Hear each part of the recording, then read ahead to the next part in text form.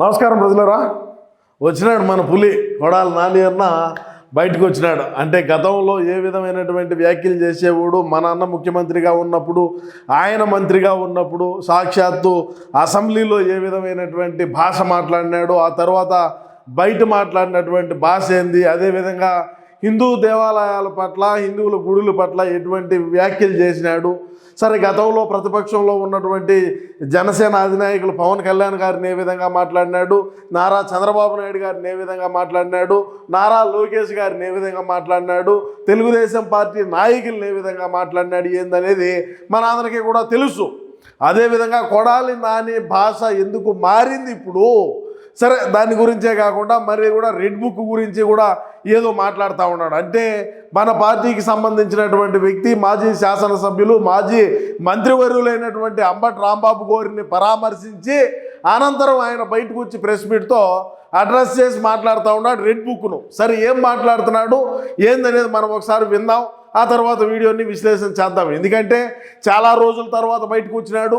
మరి మన పార్టీకి సంబంధించినటువంటి వ్యక్తులందరూ కూడా కొడాలి నాని దేనికి భాషలో మార్పు వచ్చింది, దేనికి మాట్లాడినాడు ఇట్లా అని మన పార్టీకి సంబంధించినటువంటి వ్యక్తులు కూడా ఆలోచన చేసేటువంటి పరిస్థితుల్లో ఈయన ఏం మాట్లాడినాడు అనేది ఇప్పుడు ఇక్కడ చర్చనీయాంశంగా మారింది. సరే, ఏం మాట్లాడుతున్నాడు విందాం. మీ ఎర్ర బుక్కులకి, మీ పసుపు బుక్కులకి ఇక్కడ భయపడేవాడు ఎవడో లేడంటే గుర్తు పెట్టుకోవాలి. మరి ఇన్ని రోజులు ఎక్కడికి పోయినావు? మరి రాష్ట్రంలో మరి మన జగనన్న పిలుపు, ఎన్నో పిలుపులు ఇచ్చినారు. మెడికల్ కాలేజీలు అన్నారు, మరి అన్నదాతలు అన్నారు, యువత పోరు అన్నారు, రకరకాలైనటువంటి మన అన్న అన్ని ప్రోగ్రాములు చేయండిరా, మీరు గ్రామాల్లోకి పోండి, మీరు ప్రజలు రెచ్చగొట్టండి అని చెప్తా ఉంటే ఇన్ని రోజులు ఎక్కడ నిద్రపోతా ఉన్నావు? సరే, ఆరోగ్యం కొద్ది రోజులు బాగలేదు, మరి అది దైవ నిర్ణయం. మనం ఎవరు కూడా ఆరోగ్యాల గురించి మాట్లాడలేదు. సరే, బయటకు వచ్చినాడు ఇప్పుడు. సరే, మేము ఇటువంటి పనులు చేయలేదు, మేము ఇటువంటి చర్యలకు పాల్పడలేదు, కూటమి ప్రభుత్వం చేస్తాంది, ఇది మేమైతే బ్రహ్మాండంగా చేసినామని చెప్పేది బతుక్కి ఎవరికి ఒకరికి లేదు.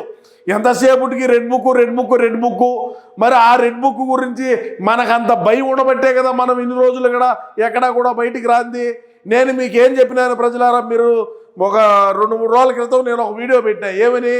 తాడేపల్లి ప్యాలెస్లో సజ్జలకు చెవిరెడ్డికి వాళ్ళ ఇద్దరికి కూడా అంతర్గతంగా కుమ్ములాట జరుగుతూ ఉన్నది. దేని గురించి అంటే ఇదో ఇటువంటి వాళ్ళను బయటికి పంపించి రెచ్చగొట్టేటువంటి వ్యాఖ్యలు చేసి ఏదో ఒకంగా ఇటువంటి వాళ్ళని అందరినీ లోపల మింగితే మన పార్టీకు, మన జగనన్నకు మంచి మైలేజ్ వస్తుంది. అది గ్రౌండ్ లెవెల్లో మనం ఆ పనులు చేయాలా, మనం ఆ విధమైనటువంటి వ్యాఖ్యలు చేయాలా, లకారాలతో మాట్లాడాలా, మాట్లాడితేనే మన పార్టీకి మైలేజ్ వస్తుందని చెవిరెడ్డి ఆరోపణ. మరి సజ్జలు ఏమన్నాడనేది అది వేరే విషయం.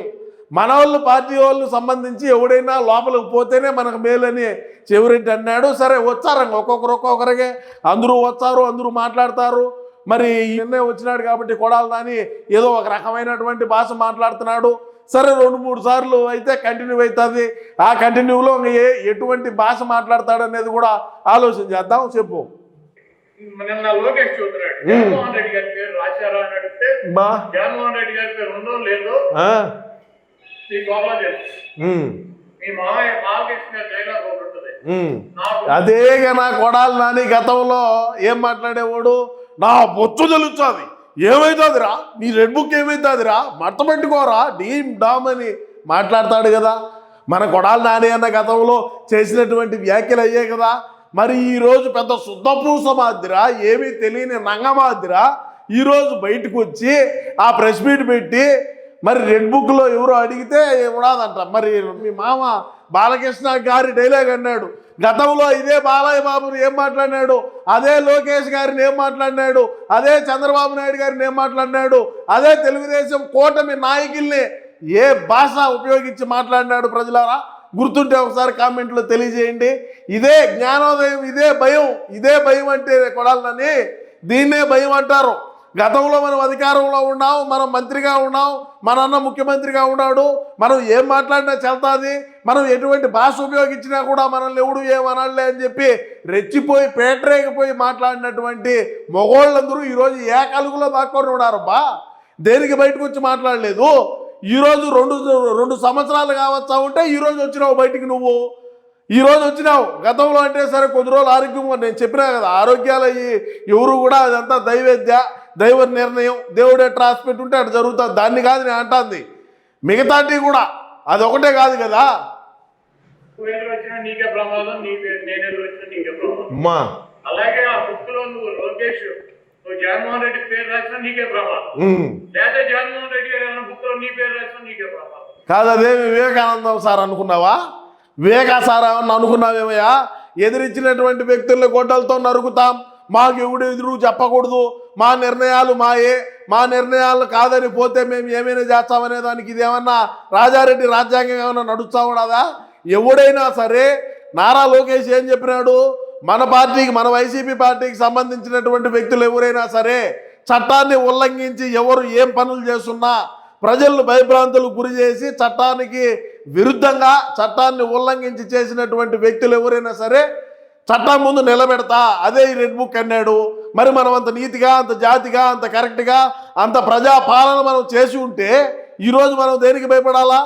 ఈరోజు దేనికి భయపడాలా? లకారాలతో మాట్లాడి నీ ఇష్టానుసారంగా ప్రెస్ మీట్లు పెట్టి మనం ఒక మంత్రిగా పనిచేస్తున్నాం అనేటువంటి సోయ కూడా లేకుండా జగనన్న కాలంలో ఆనందం చూడాలని చెప్పి నిన్ను ఒకటి ముందు పక్క పెట్టాడు. కమ్మ సామాజిక వర్గాన్ని నువ్వు తిట్టరా అని చెప్పి నువ్వు మనం పేటరైపోయి మాట్లాడుతుంది ఒక రకంగా కాకపోయా. జగన్మోహన్ రెడ్డి గారిని భయపెట్టు, జగన్మోహన్ రెడ్డి గారిని నైతికంగానో లేకపోతే అబద్ధాలు చెప్పో దెబ్బతీయాలన్నటువంటి కుట్రలు శాశ్వతంగా పిల్లలతో ఎన్నికల్లో ఫలిస్తాయి. సరేలే. అదేవిధంగా అంబటి రాంబాబు గారు లాంటి స్వచ్ఛమైనటువంటి నికాస్ అయినటువంటి వైఎస్ఆర్ కాంగ్రెస్ పార్టీకి జగన్మోహన్ రెడ్డి గారి అండగా అంబటి రాంబాబు అంత నికాసు, అంబటి రాంబాబు అంత స్వచ్ఛమైనటువంటి వ్యక్తి రెండు రాష్ట్రాల్లో దొరకడు, ఒప్పుకున్నాం. ఎందుకంటే అటువంటి భాష ఉపయోగించి ఒక ముఖ్యమంత్రిగా ఉండేటువంటి నారా చంద్రబాబు నాయుడు గారిని కావచ్చు, జగన్మోహన్ రెడ్డి గారిని కావచ్చు, ఎవరినైనా సరే అటువంటి భాష మాట్లాడితే ఊరుకుండేటువంటి పరిస్థితి. నువ్వు ఉంటావా ఊరికే? నువ్వు చెప్పు పోని.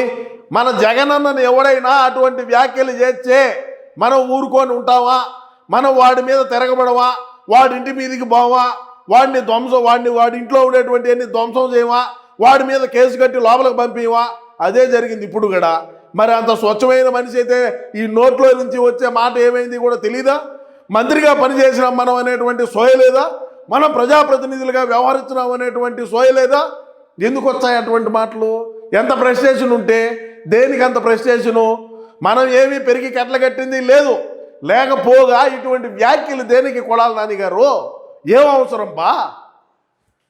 వ్యక్తుల్ని మీరు ఇబ్బంది పెట్టడం వల్ల భవిష్యత్తులో దెబ్బకు దెబ్బ మీరు కూడా ఇటువంటి ఇబ్బందులను ఫేస్ చేసినటువంటి పరిస్థితి తప్పకుండా చేస్తారు. పోరబ్బా అన్నిటినీ తట్టుకొని నిలబడగలమన్నటువంటి శక్తి సామర్థ్యాలు మీకు ఉన్నాయంటే వచ్చి మమ్మల్ని ఏం చేయాలనుకుంటున్నారో లేకపోతే నిన్ను కొడాలి నాని నీకు కూడా చెప్తా ఇను. Telugu Desam party, Janasena party, Bharatiya Janata party 3 పార్టీలు కలిసి ఈ కూటమి ప్రభుత్వం ఏర్పడిన తరువాత ఆ రోజు నుంచి కూడా కూటమి ఏర్పడిన నాటి నుంచి కూడా కొడాలి నానిని ఎప్పుడు అరెస్ట్ చేస్తారు అని చెప్పి ఈ రోజుకి మాట్లాడుకుంటున్నారు. మనం మాట్లాడినటువంటి భాష, మనం చేసినటువంటి పనులు, మనం ఎటువంటి భాషలు మాట్లాడినాం, ఎటువంటి పనులు చేసినాం, ఏ విధంగా గుడివాడలో ఏ విధంగా అవినీతి అక్రమాలకు కేర్ ఆఫ్ అడ్రస్గా మనం మార్చినాం, ఏ విధంగా క్యాసినోలు పెట్టినాం, ఏ విధంగా ఉద్యోగాన్ని మనం ప్రోత్సహించినాం, ఏ విధంగా రేషన్ బియ్యాన్ని దొబ్బేసినాం, ఏ విధంగా భూ కబ్జాలకు పాల్పడినాం, ఏ విధంగా వెల్చర్లు వేసే వాళ్ళ దగ్గర డబ్బులు తీసుకున్నాం, ఏ విధంగా అక్రమంగా గ్రామీణ ధరలు ఇచ్చినాం, ఏ విధంగా అక్రమంగా ఇసుకలు ధర ఇచ్చినాం, ప్రతి ఒక్కటి కూడా అవినీతితో కూరుకొని పోయి ఉండేటువంటి కొడాలి నాని అనేటువంటి ఒక బోగుగాన్ని దేనికి అరెస్ట్ చేయలేదు కూటమి ప్రభుత్వం అని చెప్పి ఆనాటి నుంచి ఈనాటికి కూడా ప్రతి ఒక్కరూ ఆలోచన చేసుకుంటానే ఉన్నారు. వాళ్ళ అభిప్రాయాన్ని నేను తెలియజేస్తా ఉండా. ఇది అవునా కాదా అనేది మీ అభిప్రాయాన్ని తప్పకుండా కామెంట్ రూపంలో తెలియజేయండి ప్రజలారా. నువ్వు ఈరోజు వచ్చి మాట్లాడుతున్నావు పెద్ద నీతిమంతుడు మాదిరా, నువ్వు అంత కరెక్ట్ అయినోడు మాదిరా, నీ అంత కరెక్ట్ ఎవరు లేనిట్టు ఈరోజు నువ్వు మాట్లాడుతున్నావు. ఇది చాలా తప్పు, ఇది చాలా తప్పు. రాష్ట్రంలో ఉండేటువంటి ప్రజానీకం ఏమనుకుంటారు? మనం గత పాలనలో మన అన్న ముఖ్యమంత్రిగా ఉన్నప్పుడు, నేను మంత్రిగా ఉన్నప్పుడు చేసినటువంటి డాకు బఫూన్ డెకాయిట్ హౌలే పనులు ఏమన్నా ఉంటే చెప్పు. నేను ఈ విధంగా మంచి చేసినా, మేము మంత్రిగా ఉన్నప్పుడు మీరు ఎందుకు చేయలేకపోతున్నారు? మా జగనన్న గవర్నమెంట్లో జరిగినటువంటి అభివృద్ధి అని చెప్పరా? నీ ఇంటి ముందు కూడా రోడ్డు వేసుకోలేనటువంటి ఒక డకాయిట్ గాడి నువ్వు మాట్లాడతావు ఈరోజు బయటకు వచ్చి మాట్లాడు. సరే చేయండి. అయితే పక్కగా ఒకటైతే చెబుతున్నాను, జగన్మోహన్ రెడ్డి గారు మీ పిరికి శాస్త్రులకి మీ కొడత ఊపులకి బెదిరేటువంటి ప్రసక్తి భయపడ్డావు. 2029లో జగన్మోహన్ రెడ్డి గారు మళ్ళీ ముఖ్యమంత్రి అవుతాడు. మేమందరం జగన్మోహన్ రెడ్డి గారికి అండగా ఉంటాం. మీరు ఎన్ని ఇబ్బందులు పెట్టినా, మీరు ఆఖరికి జైల్లో పెట్టినా, మమ్మల్ని ఏం చేసినా కూడా మేమైతే వెనక్కి తగ్గేటువంటి పరిస్థితి లేదు. జగన్మోహన్ రెడ్డి గారు ఇచ్చినటువంటి ప్రతి పిలుపుకి స్పందిస్తాం. ఆయన చెప్పినటువంటి ప్రతి కార్యక్రమానికి మేము ముందుంటాం. ఎవడొద్దన్నా నిన్నెవరు నవ్వుతున్నారా? నువ్వు ప్రతి కార్యక్రమానికి ముందుండు, నువ్వు ముందుండి అన్నీ చెయ్యి. నేను ముందుండే కదా నేల నాకు ఇచ్చింది 11 సీట్లు పడిపోయినావు. నీ బతుక్కి నువ్వు కూడా గతంలో ఎటువంటి కామెంట్లు చేసినాం. ఎవడో వస్తాడు, అమెరికా నుంచి వస్తాడు, ఆ నుంచి వస్తాడు, ఆ కౌంటింగ్ ఒకటో రెండో అయిపోతానే గన్నవరం ఎయిర్పోర్ట్ పోతాడు. మళ్ళా బ్రేక్ఫాస్ట్ టిఫిన్ చేసుకొని బ్రేక్ఫాస్ట్ టిఫిన్ 2 ఒకటే కదరా, అంతేమ్మా. సరే ఏదో తిని ఆ నుంచి మళ్ళా అడిగిపోతాడు, మళ్ళా నుంచి డైరెక్ట్ వెళ్ళిపోతాడు. వాడు వెనకలు తిరిగినటువంటి వాళ్ళందరూ అనాథ బిడ్డలు అయిపోతారు అన్నాడు. మరి నీ వెనకలు తిరిగిన వాళ్ళు ఈరోజు అనాథ బిడ్డలుగా ఉన్నారు కూడాలని. సో ఏది ఏమైనప్పటికీ కూడా రాష్ట్ర ప్రజలారా, మన పార్టీకి సంబంధించినటువంటి మన కొడాలి నాని అన్న గతంలో చేసినటువంటి వ్యాఖ్యలకు ఈరోజు ఆయన మాట్లాడేటువంటి మాటలకు ఎంత తేడా ఉన్నది అనేది ఒకసారి మీ అభిప్రాయాన్ని కామెంట్ రూపంలో అయితే తెలియజేయండి. ఏది ఏమైనప్పటికీ కూడా రాబోయే రోజుల్లో మన పార్టీకి సంబంధించినటువంటి వ్యక్తులందరూ కూడా బయటకు వచ్చి రెచ్చగొట్టేటువంటి వ్యాఖ్యలు చేస్తాడు. కులాల మధ్య, మతాల మధ్య, ప్రాంతాల మధ్య చిచ్చు పెట్టేటువంటి పనులు చేసి మనం ఖచ్చితంగా అన్నను ప్రధానమంత్రిని చేసుకుందాం. ఇలాంటి ఎన్ని చిచ్చులు పెట్టినా, కొడాలి నాని లాంటి వాళ్ళు ఎంతమంది బయటకు వచ్చినా మన పోరాటం ఖచ్చితంగా అన్న ప్రధానమంత్రి కోసమేనని కూడా నేను ఈ సందర్భంగా తెలియజేసుకుంటూ నమస్కారం.